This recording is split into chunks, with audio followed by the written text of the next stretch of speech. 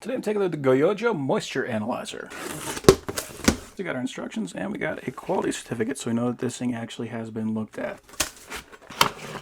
So we got our guard, we got our sample tray holder, we got a whole bunch of sample trays, we got our tray frame. Oh, nice. So this actually comes with a calibration weight, and this is a 100-gram weight. And here is the analyzer.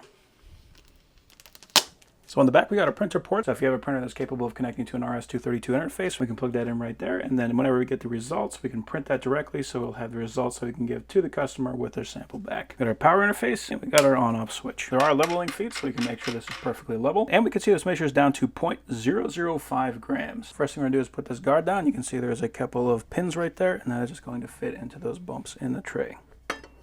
Now for the frame, we can see we have a pin right there, so we're just going to push this in and then give it a rotation.